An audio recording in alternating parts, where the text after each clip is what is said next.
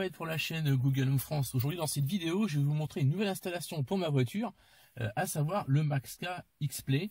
Donc en fait c'est une tablette déportée qui va vous permettre d'avoir Android Auto, comme c'est marqué ici, CarPlay pour ceux qui ont un iPhone, le Mirror Screen, YouTube. Alors YouTube va fonctionner avec le Mirror Screen et c'est compatible effectivement avec la 5G Wi-Fi. Donc en fait pour avoir l'affichage sans fil Android Auto dans votre voiture. Donc pourquoi ce module par rapport à un autre? Et bien tout simplement parce que comme vous le voyez, ma voiture actuellement, donc là c'est une 308 SW, j'ai un ordinateur de bord avec la radio, tout est intégré dedans. Et en fait c'est très difficile quand on s'y connaît pas assez en fait de changer toute cette façade pour avoir une installation Android Auto. J'ai Android Auto sur ma 208, donc là je suis dans ma voiture familiale. Et honnêtement, Android Auto, depuis quand on y goûte, c'est difficile de s'en passer. Et à chaque fois que je prends cette voiture, je suis toujours frustré de ne pas pouvoir avoir Android Auto dessus. Donc plutôt que de me lancer dans une installation plus ou moins compliquée, voire quasiment impossible, de tout démonter cette partie-là pour avoir un autoradio Android intégré, sachant que les autoradios Android intégrés... personnellement, je suis pas trop pour parce que au niveau du suivi logiciel et au niveau des bugs, il y a quand même quelques marques qui posent problème. Donc, je voulais un modèle en fait que je puisse facilement retirer et adapter dans n'importe quelle voiture. Donc, le modèle de Maxka en fait, ça correspond exactement à ce que je cherche, avoir Android Auto dans n'importe quelle voiture. Et par exemple, si je veux le mettre dans une voiture la voiture de mon travail, j'ai aucun problème. J'emmène ce petit module avec moi, comme à l'époque des GPS que nous avions. Quand c'était pas intégré dans les véhicules, eh bien en fait le module s'installe de la même manière. Donc je vais faire le déballage avec vous, je vais vous montrer un peu ce que compose le colis et voir les différentes installations qu'il est possible de faire. Donc au niveau du produit, donc voilà le Maxka, donc je vais vous l'ouvrir. Si j'y arrive.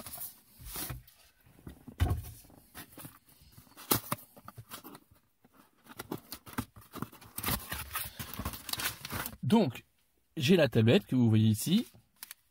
Au niveau de l'emballage, il n'y a aucun souci.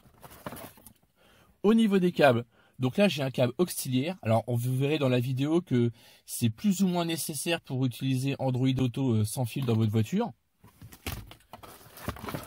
J'ai également donc l'alimentation sur allume-cigare qui va être également nécessaire puisque la tablette n'a pas de batterie. Et ça, c'est à savoir. Donc, sans alimentation, il est impossible d'utiliser la tablette de Maxka. Et pour finir, en fait, j'ai différents supports d'installation. Donc moi, je vais opter pour celui-ci, qui se met sur la grille de ventilation, puisque je veux quand même garder accès à mon ordinateur de bord de ma voiture, et je veux pouvoir avoir facilement la main sur la console Android Auto. Et surtout, je veux avoir une installation qui me permette de facilement retirer le module et de le mettre dans une autre voiture. Donc je vais opter pour ça, sachant que Maxka propose un dernier support, donc que voici. Alors, contrairement à ce que vous pouvez croire, c'est pas une ventouse. En fait, c'est du 3e adhésif. Ça se fixe directement sur la voiture. Donc, comme ceci. Et vous pouvez, en fait, l'orienter de la sens que vous voulez. Vous avez vous avez un bras qui s'articule dans toutes les directions possibles. Donc, voilà, ça, c'est une installation haute. Donc là, en fait, ça se fixe quasiment définitivement puisque c'est du 3e. Donc, ça va se retirer si vraiment vous en voulez plus. Mais voilà, c'est fait pour rester dans la voiture. Donc, moi, j'ai plutôt opté pour l'installation, comme je le disais, directement sur la grille. Donc je vais essayer de l'orienter le plus possible en fait pour que je puisse garder quand même l'accès à mon tableau de bord. Donc je vais le mettre par là, je vais le desserrer un peu, vous pouvez le desserrer comme ceci pour augmenter l'écartement, pour que ça soit plus facile à rentrer en fait dans votre support. Donc voilà, une fois que c'est fait en fait il n'y a plus qu'à serrer.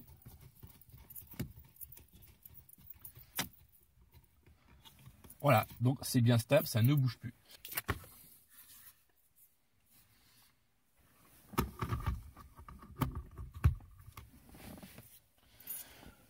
Donc voilà, j'ai installé le support directement sur la grille de ventilation. Ma tablette est installée, elle est clipsée, je peux l'orienter assez facilement. Maintenant, il me reste à faire en fait les branchements. Alors, on va libérer tout ça. Je vais retirer le chargeur et je vais mettre l'alimentation de Maxka directement. Alors, le premier point noir que certains pourront trouver, ça va être l'accumulation de fils.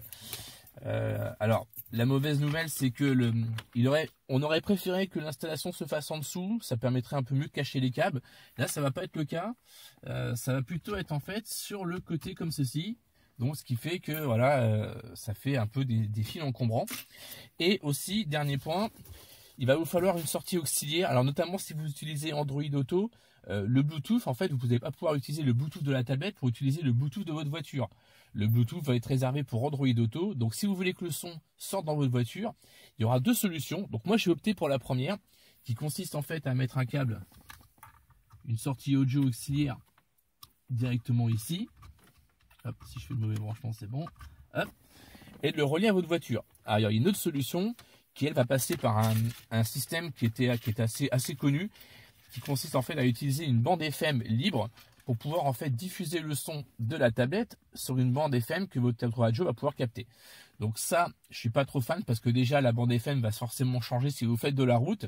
Vous allez vous retrouver avec une fréquence qui va déjà être prise et ça va faire des parasites et le son va être moins meilleur. Donc moi je vais opter en fait pour ça directement, la prise auxiliaire.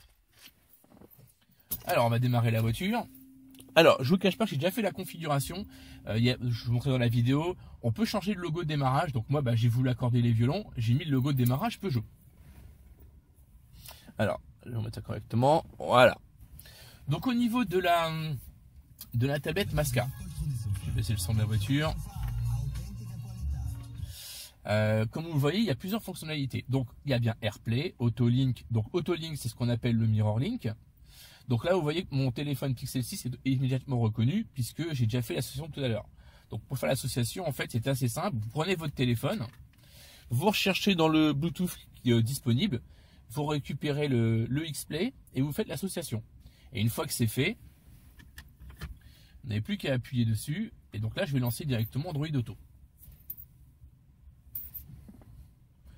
Donc ceux qui connaissent l'interface Android Auto vont pas être surpris. On va récupérer exactement la même chose que dans un modèle avec Android Auto intégré, puisque c'est votre téléphone en fait qui fait la liaison. Donc tout est compatible.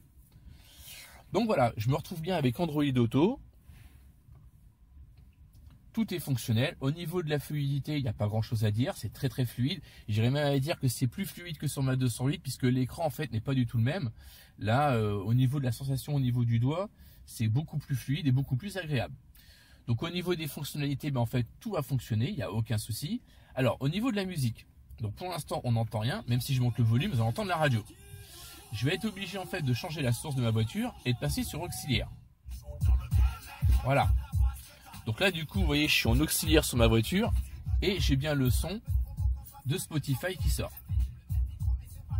Donc, idem pour Google Assistant. On va lancer l'assistant.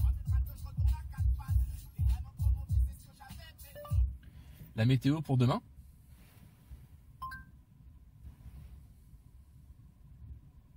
Il y aura des averses à Saint-Sauveur-le-Vicomte demain. La température maximale prévue sera de 11 degrés et la minimale de 4 degrés. Donc au niveau du son de l'assistant, vous pouvez voir que le son est totalement différent. Alors il y a une mise à jour. Je parlerai aussi du système de mise à jour à la fin de la vidéo. Il y a une mise à jour en fait parce que beaucoup d'utilisateurs ont réclamé ce que le son de l'assistant soit amplifié. Alors il est plus amplifié, malheureusement il y a une espèce de petite saturation. Alors plus vous mettez le son fort, moins ça sera audible. Mais bon, ça fonctionne quand même. On entend plus ou moins bien l'assistant. Donc je gage que ça va être sûrement corrigé dans une mise à jour pour trouver un volume plus adapté. Donc voilà pour la partie Google Assistant. Donc on peut faire exactement ce qu'on peut faire dans un Android Auto classique. Alors le seul bémol va être sur les routines. Les routines, c'est un petit peu au petit bonheur la chance. Ça dépend des périodes. Il y a des périodes où ça fonctionne, d'autres ça fonctionne pas.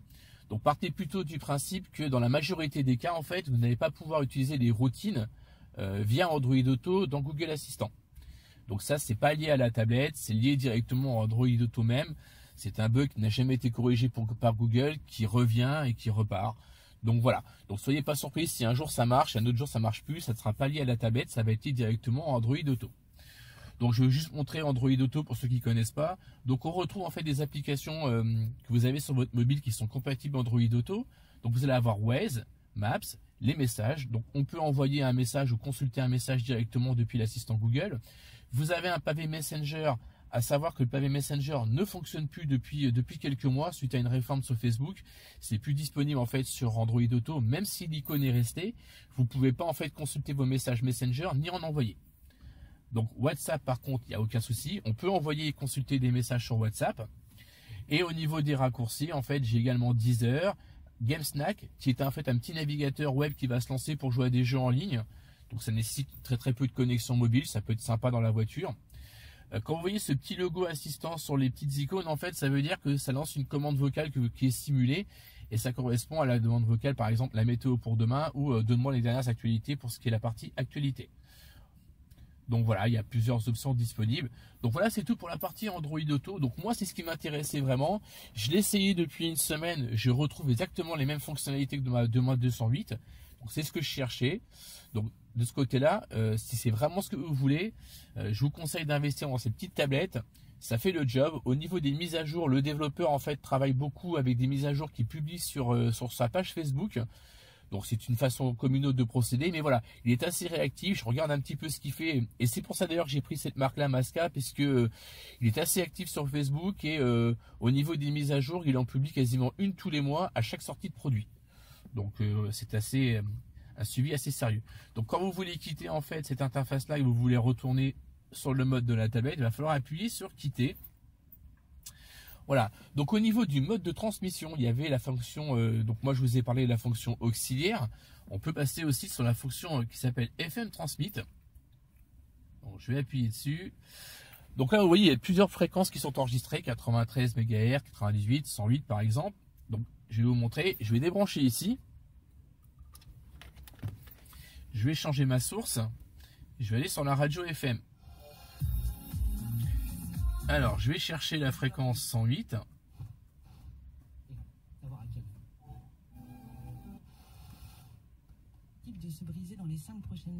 Donc là, il ne trouve rien pour l'instant, c'est normal parce que je n'ai rien diffusé. Donc je vais retourner sur ma partie Android Auto. Et je vais faire lecture. Donc là, il n'y a pas de son qui sort. Voilà. Donc mon autoradio s'est calé sur la fréquence 108 qui est la même fréquence qui est diffusée en fait sur la tablette. Donc au niveau du son, c'est moins bon, c'est moins puissant, c'est moins fluide, c'est un petit peu étouffé. Voilà, mais ça fait une autre solution en plus. Et là en fait, pour ceux qui sont allergiques au câble, vous voyez, j'ai retiré un câble, il n'y a plus qu'un câble de l'alimentation. Donc voilà pour ce mode. Donc je vais continuer à vous montrer un peu ce que propose la tablette. Je vais quitter. Donc au niveau de l'heure, soyez pas surpris, elle ne se met pas à jour. Alors c'est un petit bémol, la tablette n'ayant pas de batterie, il y a très peu d'informations qui vont rester stockées quand vous coupez le courant au niveau du contact de la voiture. Ce que vous pouvez en fait, ce qui va rester, c'est la configuration au niveau de l'éclairage et la configuration au niveau de la langue. Donc là c'est resté en français. Donc au niveau des paramètres, voilà ce qu'on peut faire. Donc ici on a le système, on peut changer le fond d'écran, donc là j'ai mis la lune derrière, on peut le changer. La langue, donc j'ai bien mis français. Date et heure, donc ça je vous conseille pas de le faire, ça sert à rien, puisque à chaque fois que vous allez couper votre véhicule, ça va repartir à zéro. Il y a un calibrage tactile qui est proposé et la version système. Donc je vais faire retour. Donc au niveau du système d'exploitation, c'est un système qui tourne sur Linux et le développeur m'a confirmé que quand on tourne sur Linux, les mises à jour OTA, c'est pas possible pour ce type de tablette et c'est pour ça en fait qu'il fonctionne par des publications Facebook et c'est à nous de faire l'installation directement via le lien de téléchargement. Donc pour faire l'installation et la mise à jour, on télécharge le lien, on prend une clé USB, qu'on colle le fichier à la racine. On branche la clé USB ici puisqu'il y a des supports USB donc qui permettent également de lire la musique ou de consulter des images. On a un petit bouton derrière pour réinitialiser, on fait un appui long en fait et ça reboot sur la clé et ça installe la mise à jour. Là on a une partie qui s'appelle téléphone intelligent. Donc là en fait l'appareil Android, moi je veux que ce soit Android Auto qui se lance. Appareil Apple, bon, ça va forcément être CarPlay et appareil sans fil, CarPlay ou Android Auto. Donc dans la partie appareil Android par exemple, il y a ce qu'il appelle Autolink.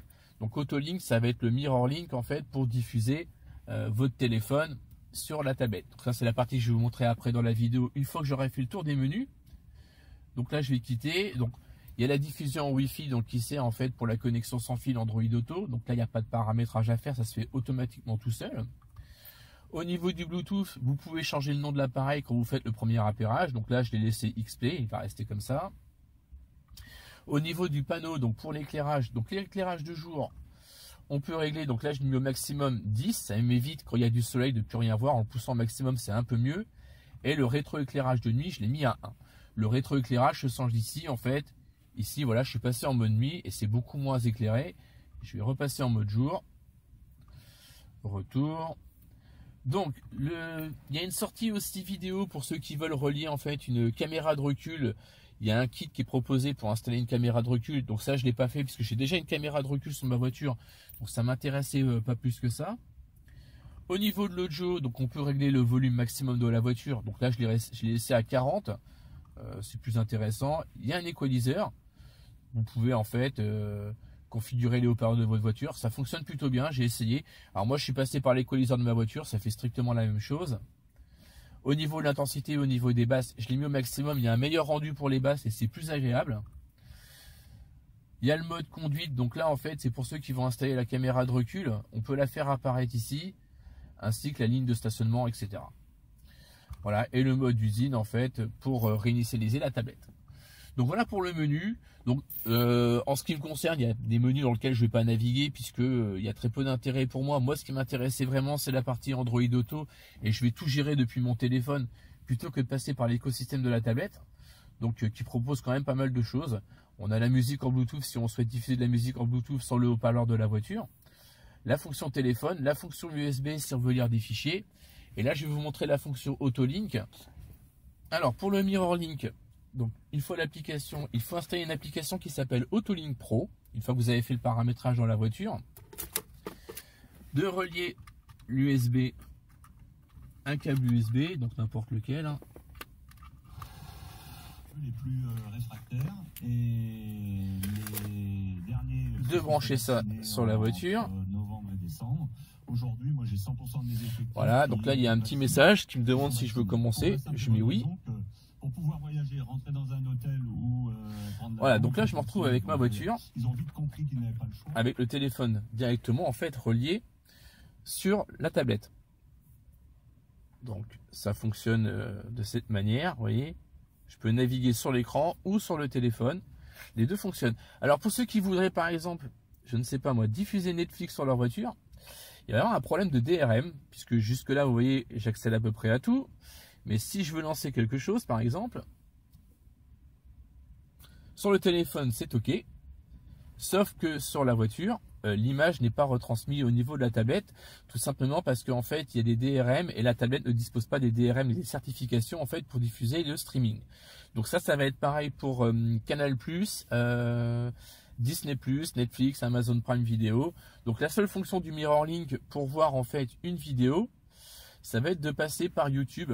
Et là, en passant par YouTube, il n'y aura pas de souci. Je vais pouvoir voir une vidéo, il n'y a pas de problème. Je vais me faire en même temps de l'autopromo. Hein, pour presse privée. Hop.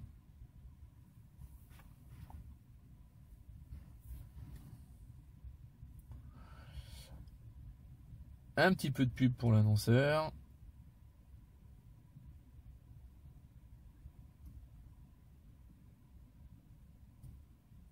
Donc voilà, au niveau de YouTube, ça fonctionne. Alors ce qui est dommage, c'est que j'ai pas le plein écran. C'est un petit peu rogné. Attendez, j'avance dans la vidéo, on sait jamais. Je sais plus comment elle est celle-là.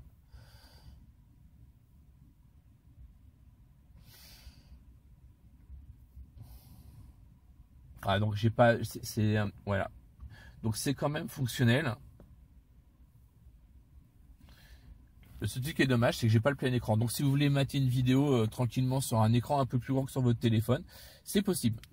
Donc voilà au niveau de la présentation du produit. Hop, je vais débrancher le MirrorLink, ça ne me sert plus à rien. Hop. Voilà, donc comme je vous disais, moi c'est ce que je recherchais. Alors au niveau des prix, on est autour de 115-130 € selon les modèles. Donc Masca propose celui-ci, il y a d'autres modèles qui existent sur internet. Moi j'ai pris celui-là parce qu'il y a eu plus de commandes et que les retours clients étaient plutôt bons, qu'il y a un suivi de mise à jour sur Facebook. J'ai parlé un petit peu avec le développeur Vla Messenger, il est assez réactif à l'écoute des commentaires. Enfin voilà. Donc si ce que vous cherchez dans votre voiture en fait c'est une version Android Auto dans un véhicule non compatible et que vous voulez un système portable déporté et qui nécessite en fait aucune installation puisque là on est directement sur du plug and play, je vous conseille ce type d'appareil et vous ne serez pas déçus. Voilà, moi j'utilise depuis une semaine, j'ai aucun souci. Et pour terminer cette vidéo, juste une précision, moi j'ai testé avec un Pixel 6, donc je tombe sur Android 12. J'ai parlé un petit peu avec le développeur comme je le disais tout à l'heure. Pour la certification sans fil, on va demander minimum Android 11. J'ai testé avec Android 10 et j'avoue que j'ai eu quelques problèmes avec le téléphone de ma femme. Alors il a une surcouche opérateur, est-ce que ça joue ou pas? Mais j'ai eu vraiment du mal avec un Android 10. Donc voilà, si ça vous intéresse, je vous conseille directement, il faut mieux que vous ayez un téléphone sur Android 11, déjà parce que vous avez l'affichage sans fil et qu'il y a beaucoup moins de problèmes sur Android Auto. Je ne vais pas parler de la partie Apple CarPlay puisque je ne suis pas trop iPhone, je dois l'avouer. J'ai vu les retours sur internet d'autres vidéos, ça fonctionne très très bien sur iPhone, sur CarPlay, et je dois même dire qu'il y a même moins de contraintes que sur Android Auto, il faut l'admettre. Voilà, c'est tout pour cette vidéo et moi je vous dis à la prochaine. Allez, salut!